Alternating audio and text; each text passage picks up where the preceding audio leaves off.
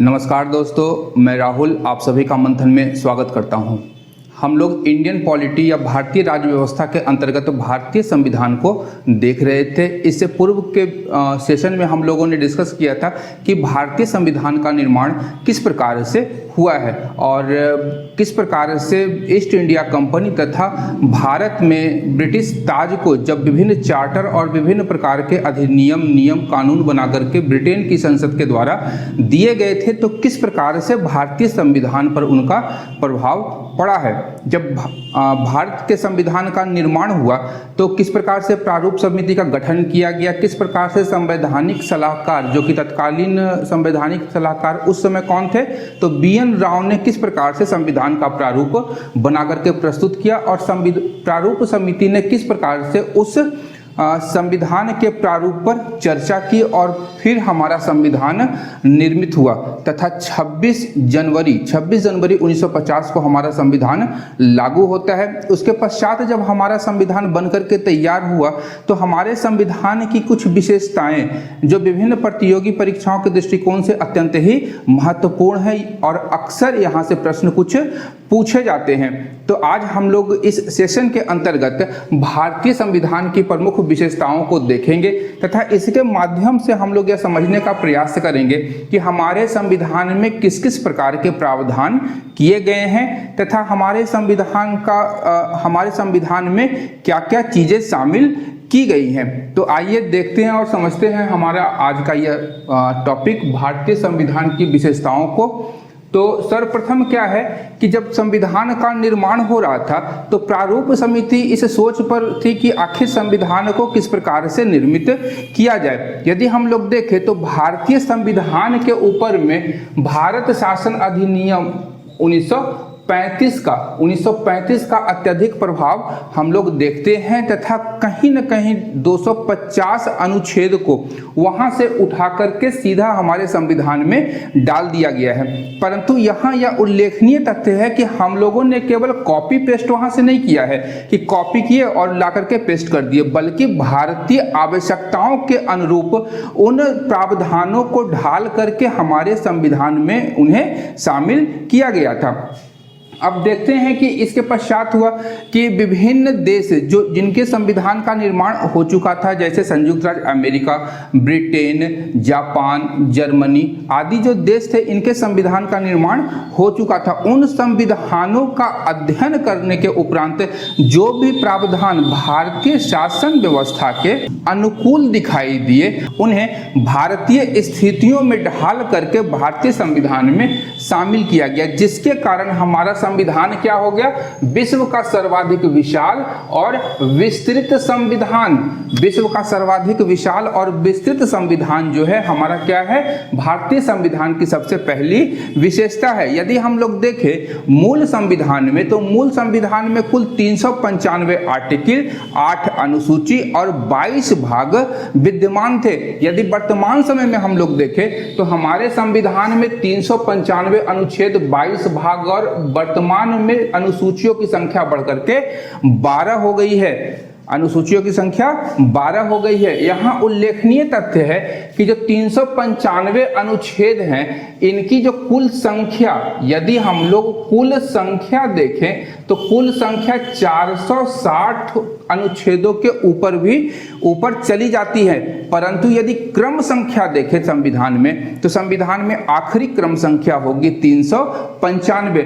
वहीं 22 भाग यदि हम लोग बोलते हैं तो 22 भाग है। यदि संख्या को देखें तो संख्या कुल हो जाती है 25 भाग की संख्या है। इसके लिए हमारा क्या हुआ, तो यह संविधान विशाल और विस्तृत हो गया, विश्व में सर्वाधिक। यदि हम लोग देखें तो विश्व में कई देश हैं, जैसे ब्रिटेन को छोड़ करके, ध्यान रखिएगा ब्रिटेन का संविधान एक लिखित संविधान नहीं है, ब्रिटेन में अलिखित संविधान पाया जाता है। वहीं यदि हम लोग देखें अमेरिका में, तो अमेरिका का संविधान सर्वाधिक छोटा एवं सबसे पहला लिखित संविधान है। याद रखिएगा कि विश्व का सबसे छोटा संविधान किसका है, संयुक्त राज्य अमेरिका का। इस संविधान में कुल 7 आर्टिकल्स का ही जिक्र किया गया है। अब यदि देखें कि एक टिप्पणी को कि विश्व का सर्वाधिक विस्तृत संविधान कौन सा है? तो भारत का संविधान। यह टिप्पणी संविधानविद सर आइवर जेनिंग्स ने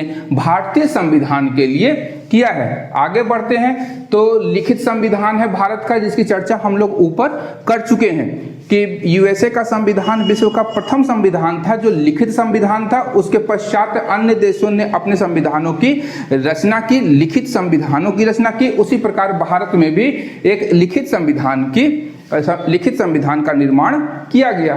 आगे देखते हैं तो तीसरी विशेषता है उद्देशिका की शब्दावली।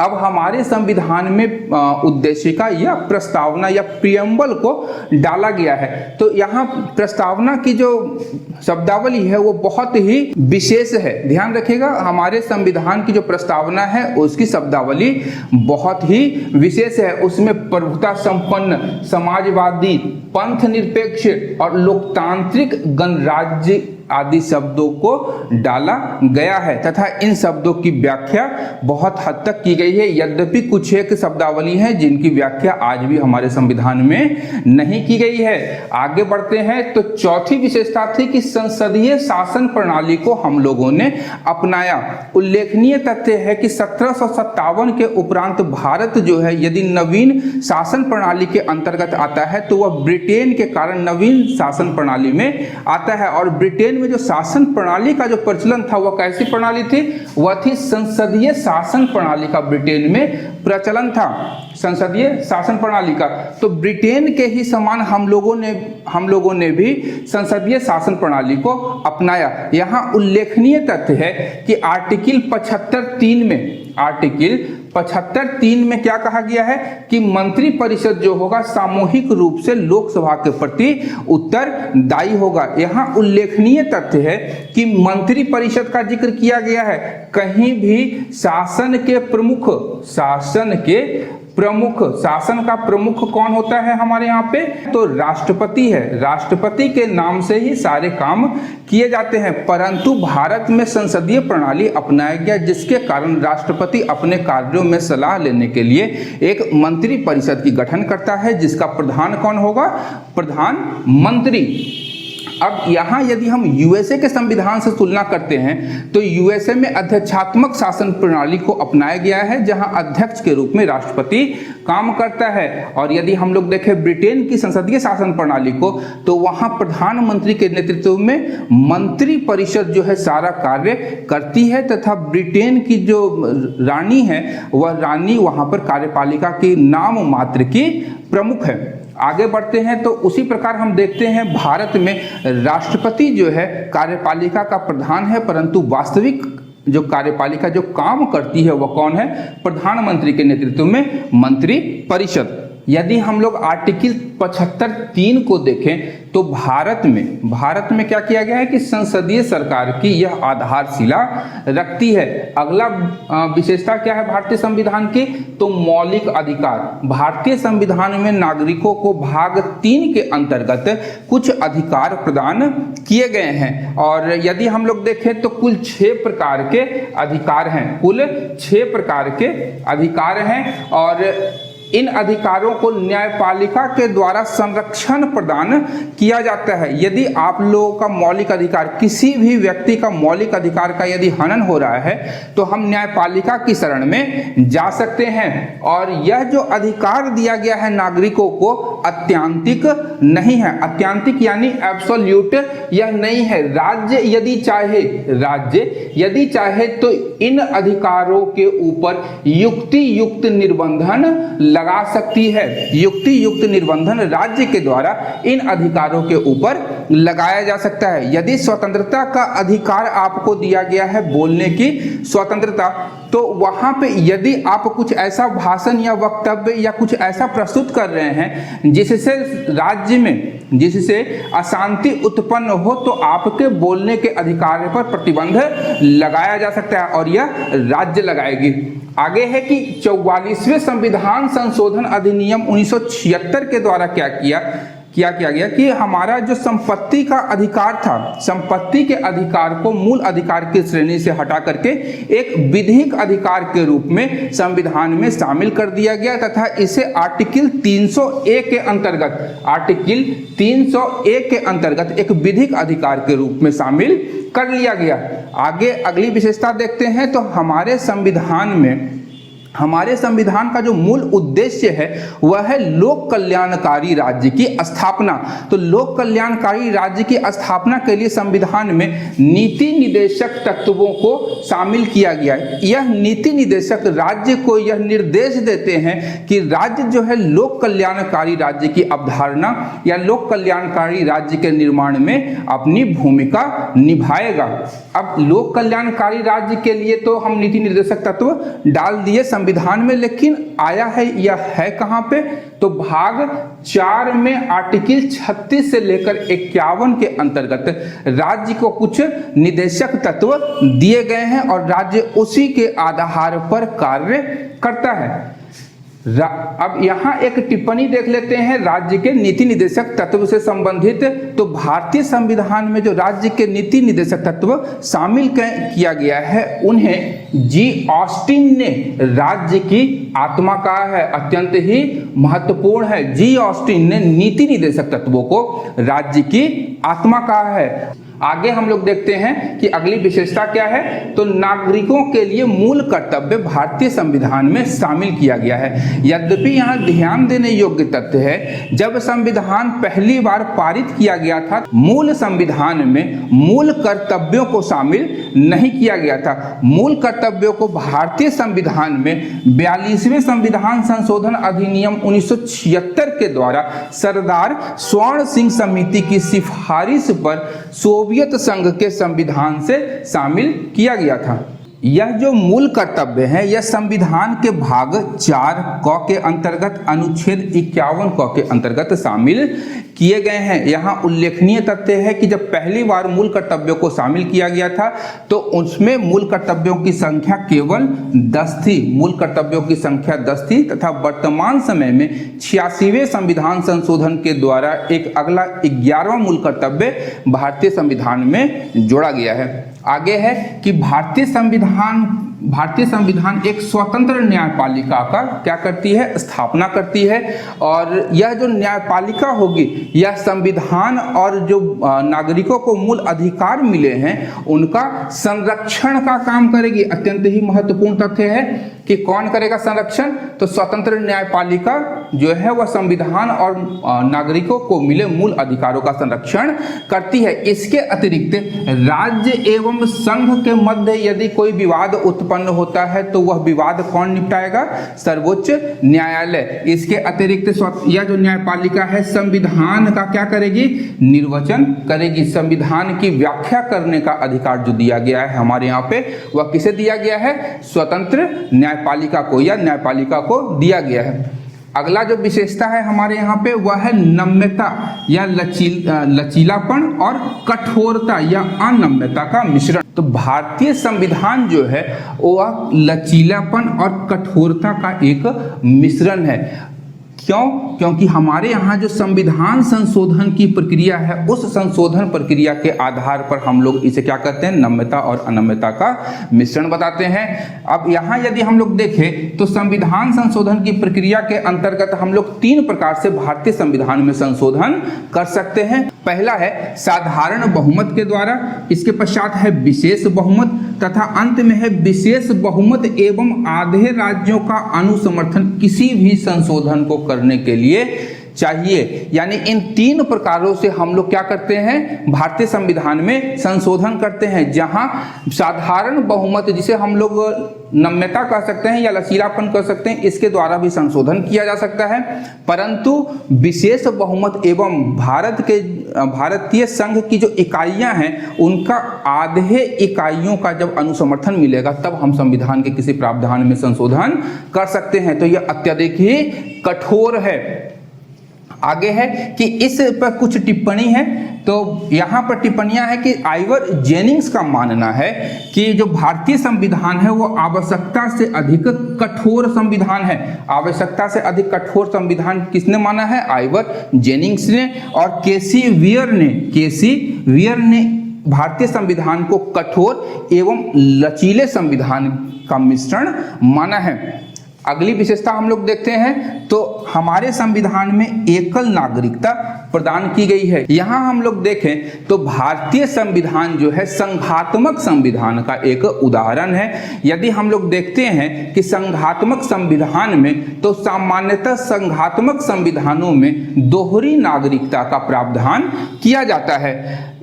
यदि हम लोग देखें यूएसए का संविधान, तो यूएसए में क्या दिया गया है? दोहरी नागरिकता का प्रावधान किया गया है। अगली विशेषता है केंद्राभिमुख संविधान। जो हमारा संविधान है वह किस ओर मुड़ा हुआ दिखाई देता है? तो केंद्र को ज़्यादा शक्तियां इस संविधान के द्वारा प्रदान की गई है। यहाँ हम लोग देख लेते हैं कि जो संघात्मक संविधान है और जो एकात्मक संविधान है उसकी प्रवृत्तियाँ कैसी हैं। तो संघात्मक संविधान के जो प्रमुख लक्षणों में हम लोग देखते हैं तो शक्तियों का विभाजन किया गया है। केंद्र और उसकी जो इकाइयां हैं उनके मध्य जो शक्तियों का बंटवारा होता है वो उचित ढंग से किया जाता है। इसके साथ है कि लिखित संविधान का होना, संविधान की सर्वोच्चता, अपरिवर्तनशीलता तथा स्वतंत्र न्यायपालिका संघात्मक संविधान के प्रमुख लक्षणों में से एक हैं। वहीं यदि हम लोग देखें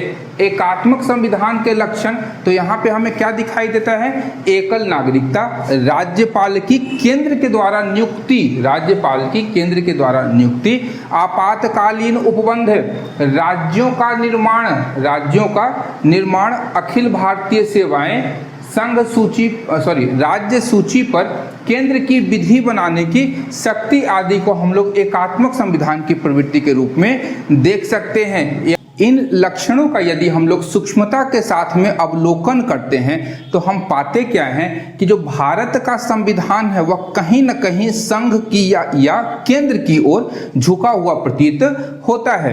इसीलिए कुछ संविधान के जानकारों ने भारत के संविधान को अर्ध संघीय कहा है। यह अर्ध संघीय किसने कहा है? तो केसी वेयर ने भारत के संविधान को अर्ध संघीय संविधान माना है। संपूर्ण संघ का दर्जा केसी वेयर ने नहीं दिया है। वहीं यदि हम लोग देखें तो आइवर जेनिंग्स ने भारतीय संविधान में केंद्रीयकरण की सशक्त प्रवृत्ति को देखा है। यानी भारतीय संविधान में कहीं न कहीं केंद्रीयकरण की जो प्रवृत्ति है वह अत्यंत ही मजबूत सुदृढ़ है। वहीं हम लोग देखते हैं तो जी ऑस्टिन ने कहा है सहकारी संघवाद। भारतीय संविधान जो है किस प्रकार के संविधान का उदाहरण इन्होंने माना है? जी ऑस्टिन ने। इनका कहना है कि भारतीय संविधान जो है सहकारी संघवाद, कोऑपरेटिव फेडरलिज्म पर आधारित है। आगे है कि हमारे संविधान की अगली जो प्रमुख विशेषता है वह क्या है? वयस्क मताधिकार। यानी यहाँ पर एडल्ट लोग अपने फ्रेंचाइजी का उपयोग कर सकते हैं, मत डालने का अधिकार उन्हें प्रदान किया गया है। मूल संविधान में 21 वर्ष यह आयु निर्धारित की गई थी, परंतु यदि हम लोग देखें तो 61वें संविधान संशोधन 1989 के द्वारा इसे 21 से घटाकर 18 वर्ष कर दिया गया। और यह जो संशोधन किया गया कहाँ किया गया था? तो आर्टिकल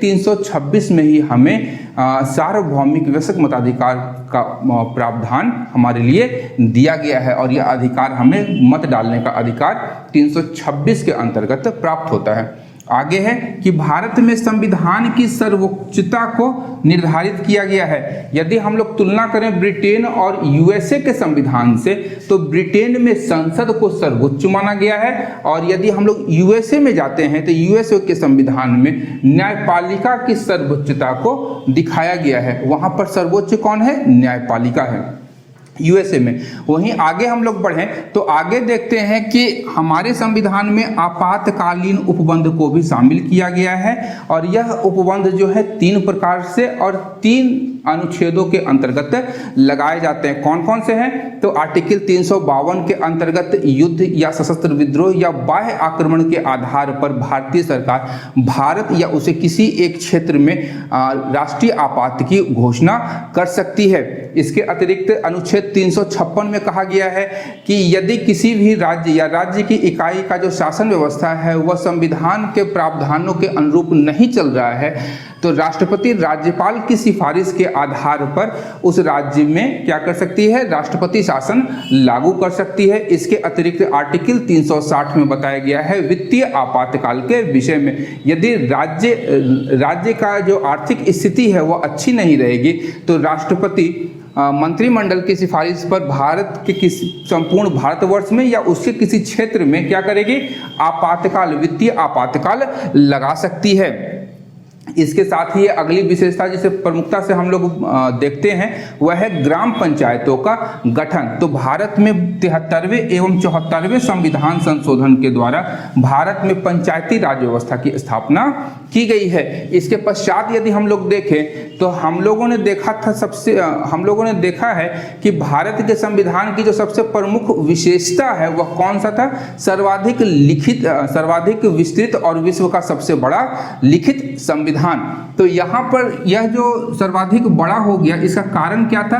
तो भारतीय संविधान का स्रोत, भारतीय संविधान का जो स्रोत है वह मूल रूप से यदि हम लोग देखें तो कहाँ से आता है? भारत शासन अधिनियम 1935 तथा विश्व के 60 देशों, लगभग 60 देशों से विभिन्न प्रावधान एक एक करके भारतीय संविधान में शामिल किया गया था। तो सर्वप्रथम हम लोग देखते हैं कि ब्रिटेन से हम लोगों ने किस प्रकार के प्रावधान लिए हैं। तो सबसे पहला है जो संसदीय शासन पद्धति है वह हम लोगों ने ब्रिटेन से प्राप्त की है। इसके अतिरिक्त विधि का शासन, मंत्रिमंडलीय प्रणाली। इस मंत्रिमंडलीय प्रणाली में एक तथ्य ध्यान रखिएगा कि आर्टिकल 75(3) जिसमें कहा गया है कि संपूर्ण मंत्रिमंडल जो होगी लोकसभा के प्रति सामूहिक रूप से उत्तरदायी होगी। यह जो प्रावधान है यह प्रावधान आपका ब्रिटेन से लिया गया है। अनुच्छेद 75(3) का जो प्रावधान है यह ब्रिटेन से लिया गया है। इसके पश्चात है हमारे यहाँ पे कैसी नागरिकता है? एकल नागरिकता। कहाँ से लिए? ब्रिटेन से लिए। द्विसदनीय प्रणाली संसदीय व्यवस्था के अंतर्गत विधायी प्रक्रिया जो है ब्रिटेन की है और हमारे यहाँ जो संसदीय विशेषाधिकार है वह किससे लिया गया है? ब्रिटेन से। अगला जो स्रोत है हमारा वह है कनाडा। कनाडा के संविधान से हम लोगों ने केंद्र द्वारा राज्यपालों की नियुक्ति का प्रावधान लिया है। राज्यपाल क्या करेंगे? राज्यपाल की नियुक्ति कौन करेगा? तो राष्ट्रपति करेगा। इसके पश्चात है अवशिष्ट शक्तियां। अब जो शक्ति 3 सूची में शक्तियों का बंटवारा किया गया है भारत में संघ और राज्य की इकाइयों के मध्य, राज्य, संघ और समवर्ती सूची, और जो विषय इन तीनों सूचियों में नहीं आते हैं उन्हें अवशिष्ट विषय के अंतर्गत रखा जाता है। और यह जो अवशिष्ट विषय की शक्तियां हैं इस पे कानून बनाने का जो अधिकार है वह किसे दिया गया है? केंद्र को दिया गया है। और यह जो प्रावधान है कहां से लिया गया है? तो कनाडा के संविधान से यह प्रावधान लिया गया है। आगे है हमारे यहाँ पे जो संघीय शासन प्रणाली है, संघीय शासन प्रणाली जो है वह कहां से लिया गया? कनाडा से। इसके पश्चात देखते हैं तो आयरलैंड से हम लोगों ने सबसे पहले नीति निदेशक तत्व, क्योंकि हमारे संविधान को एक लोक कल्याणकारी संविधान या संविधान का मूल उद्देश्य है लोक कल्याणकारी राज्य की स्थापना करना। तो यहाँ पर शासन को क्या दिया गया कि नीति निदेशक तत्व को शामिल किया गया, शासन को निर्देश दिया गया नीति निदेशक तत्वों के माध्यम से। कहां से लिए हम लोगों ने? इसे आयरलैंड से लिया। इसके अतिरिक्त राष्ट्रपति जो है, राष्ट्रपति राज्यसभा में कुछ सदस्यों का मनोनयन करते हैं। तो यह जो मनोनयन होता है इसकी यह हम लोगों ने कहां से लिया है? तो आयरलैंड से लिया है। और राष्ट्रपति के निर्वाचक मंडल, राष्ट्रपति के निर्वाचक मंडल का निर्माण हम लोग किस प्रकार से करेंगे? यह प्रावधान भी हम लोगों ने कहां से लिया? तो आयरलैंड से लिया है। आगे है संयुक्त राज्य अमेरिका के संविधान से हम लोगों ने किस किस प्रकार के प्रावधान को अपने संविधान में शामिल किया है। तो सबसे पहले है मूल अधिकार, फंडामेंटल राइट्स जो है हम लोगों ने कहां से प्राप्त किए हैं? संयुक्त राज्य अमेरिका से। उद्देशिका का विचार, यानी हमारी संविधान में एक प्रस्तावना होनी चाहिए, वह इसका जो विचार है हम लोगों ने कहाँ से प्राप्त किया है? तो यूएसए से। राष्ट्रपति पर महाभियोग की प्रक्रिया, राष्ट्रपति के ऊपर महाभियोग की प्रक्रिया का उल्लेख आर्टिकल 61 में प्राप्त होता है भारतीय संविधान में। तो ध्यान रखिएगा, यह जो प्रक्रिया है, यह प्रक्रिया कहाँ से हम लोगों ने लिया है? संयुक्त राज्य अमेरिका से। इसके अतिरिक्त स्वतंत्र न्यायपालिका, न्यायिक पुनरावलोकन, ध्यान रखिएगा, न्यायिक पुनरावलोकन का सिद्धांत हम लोगों ने संयुक्त राज्य अमेरिका से प्राप्त किया है। इसके अतिरिक्त उपराष्ट्रपति का पद और वित्तीय आपात की घोषणा, ये सारे जो प्रावधान हैं ये यूएसए के संविधान से लिए गए हैं। नेक्स्ट है कि ऑस्ट्रेलिया के संविधान से हम लोगों ने क्या क्या प्राप्त किया है? तो ऑस्ट्रेलिया से हम लोगों ने सर्वप्रथम है कि प्रस्तावना की भाषा, चलिए प्रस्तावना की जो भाषा है वह हम लोगों ने ऑस्ट्रेलिया से लिया है, परंतु यहाँ एक उल्लेखनीय तथ्य है कि प्रस्तावना का जो विचार है वह हम लोगों ने यूएसए से प्राप्त किया है। आगे है कि केंद्र राज्य संबंध, समवर्ती सूची और केंद्र तथा राज्य के मध्य शक्तियों का विभाजन, ये सारे प्रावधान हम लोगों ने ऑस्ट्रेलिया के संविधान से प्राप्त किए हैं। आगे है कि जापान के संविधान से हम लोगों ने अनुच्छेद 21 में वर्णित किया गया है विधि द्वारा स्थापित प्रक्रिया, प्राण और दैहिक स्वतंत्रता जो है भारत में विधि द्वारा स्थापित प्रक्रिया के अतिरिक्त किसी अन्य प्रकार से नहीं छीना जा सकता है। तो यहाँ पे क्या है कि विधि द्वारा स्थापित जो प्रक्रिया है वह हम लोगों ने जापान के संविधान से लिया है। दक्षिण अफ्रीका से हम लोगों ने संविधान में संशोधन की पद्धति को लिया है। सोवियत संघ या रूस, वर्तमान रूस के संविधान से मूल कर्तव्य तथा प्रस्तावना में एक शब्द आया है न्याय। न्याय हम लोग 3 प्रकार का देते हैं, एक है सामाजिक, आर्थिक और राजनीतिक। ये 3 न्याय संविधान की प्रस्तावना में वर्णित की गई है। और यह जो न्याय जो है जस्टिस, यह हम लोगों ने सोवियत संघ के संविधान से प्राप्त किया है। वहीं देखें फ्रांस, तो फ्रांस के संविधान से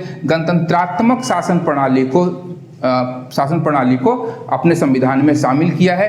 अंत में जर्मनी, जिसे हम लोग वाइमर के संविधान के नाम से भी जानते हैं, तो जर्मनी से हम लोगों ने अपने संविधान में आपातकालीन उपबंध आर्टिकल 352 को शामिल किया है।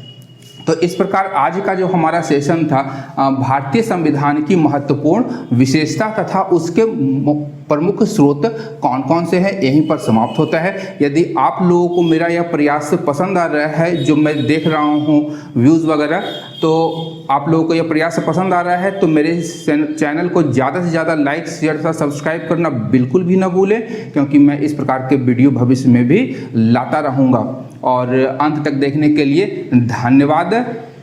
मिलते हैं फिर अगले सेशन में अगले टॉपिक भारत के संविधान की प्रस्तावना प्रियम्बल के साथ में। तब तक देखते रहिए मंथन क्लासेस। Thank you.